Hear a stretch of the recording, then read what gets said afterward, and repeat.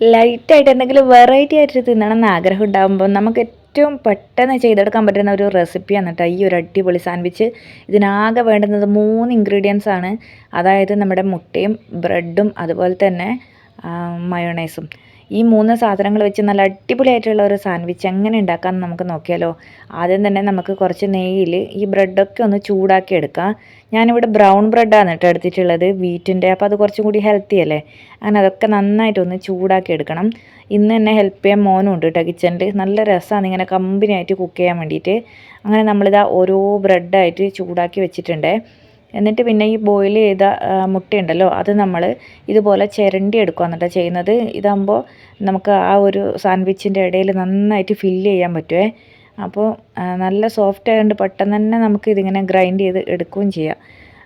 നന്നായിട്ടൊന്ന് നമുക്കിത് ഇതുപോലെ ആക്കി എടുക്കുക. ഈ ഒരു സാൻഡ്വിച്ച് റെസിപ്പി നമ്മൾ കുറേ വീഡിയോസിലൊക്കെ കണ്ടിട്ടുണ്ട്. ഇതിൻ്റെ കൂടെ നമുക്ക് വേണമെങ്കിൽ വെജിറ്റബിൾസും അതുപോലെ തന്നെ ക്യാബേജ് അങ്ങനെയൊക്കെ വെച്ച് ചെയ്യാൻ പറ്റുന്നതാണ്. പക്ഷെ ഞാനിന്ന് അതൊന്നും യൂസ് ചെയ്യുന്നില്ല. വെറും ഈ 3 കാര്യങ്ങൾ വെച്ചിട്ടാണ് ഈ ഒരു സാൻഡ്വിച്ച് ഉണ്ടാക്കുന്നത്. ആ മുട്ട കട്ട് ചെയ്ത് വെച്ചതിലേക്ക് നമുക്ക് കുറച്ച് മയോണൈസ് ഇട്ടിട്ട് മിക്സ് ചെയ്ത് കൊടുക്കുക. അപ്പോൾ കുറച്ചും കൂടി ഒരു ക്രീമി ആയിട്ടുള്ള ഒരു ടേസ്റ്റ് ഉണ്ടാവും. അങ്ങനെ അതൊക്കെ ഇട്ട് നന്നായിട്ട് മിക്സ് ചെയ്തെടുത്തിട്ടുണ്ട്. കുട്ടികൾക്കൊക്കെ മുട്ട കഴിക്കാൻ മടിയാണെങ്കിൽ ഇതുപോലെ ഉണ്ടാക്കി കൊടുത്തിട്ടുണ്ടെങ്കിൽ അവർ ആ മുട്ടയൊക്കെ നന്നായിട്ട് കഴിക്കൂട്ടാ. കാരണം അത് മുട്ട എന്നാണെന്ന് അവർക്ക് പെട്ടെന്ന് മനസ്സിലാവില്ലല്ലോ. അപ്പോൾ ഞാനിത് ആ ബ്രെഡ് എടുത്തിട്ടുണ്ട്. അതിൻ്റെ ഒരു വശത്ത് മയോണൈസ് തേച്ച് കൊടുക്കുവാണേ. ഇത് വെജ് മയോണൈസാണ് കേട്ടോ ഞാൻ എടുത്തിട്ടുണ്ടായിരുന്നത്. അപ്പോൾ അത് നന്നായിട്ട് ഇങ്ങനെ ക്രീമി ആയിട്ട് എല്ലാ ഭാഗത്തും തേച്ച് കൊടുക്കുക. എന്നിട്ട് നമുക്കതിലോട്ട് ആ മുട്ട ഫില്ല് ചെയ്ത് കൊടുക്കുക കേട്ടോ. എല്ലാ ഭാഗത്തോട്ടും ഇങ്ങനെ തേച്ച് കൊടുക്കുക. ചില ഭാഗങ്ങളിലൊന്നും ആയിട്ടില്ലെങ്കിൽ നമുക്ക് കഴിക്കുമ്പോൾ ഒരു ടേസ്റ്റ് ഫീൽ ചെയ്യില്ല. അപ്പോൾ എല്ലാ ഭാഗത്തും ആവുന്നുണ്ടോ ശ്രദ്ധിച്ചിട്ട് നമുക്ക് ചെയ്ത് കൊടുക്കുക. എന്നിട്ട് മറ്റൊരു ബ്രെഡ് എടുത്തിട്ട് കവർ ചെയ്ത് കൊടുക്കുക. ഇങ്ങനെയാണ് കേട്ടോ ഈ ഒരു സാൻഡ്വിച്ച് ഉണ്ടാക്കുന്നത്. വളരെ സിമ്പിളാണ്, നല്ല ടേസ്റ്റുമാണ്. എല്ലാവരും ട്രൈ ചെയ്ത് നോക്കണം കേട്ടോ. നിങ്ങളുടെ കയ്യിൽ ഇതുപോലെയുള്ള എന്തെങ്കിലും റെസിപ്പീസൊക്കെ ഉണ്ടെങ്കിൽ ഒന്ന് കമൻറ്റ് ചെയ്യണേ. നമുക്ക് പെട്ടെന്ന് ഉണ്ടാക്കിയെടുക്കാൻ പറ്റുന്ന റെസിപ്പീസ്.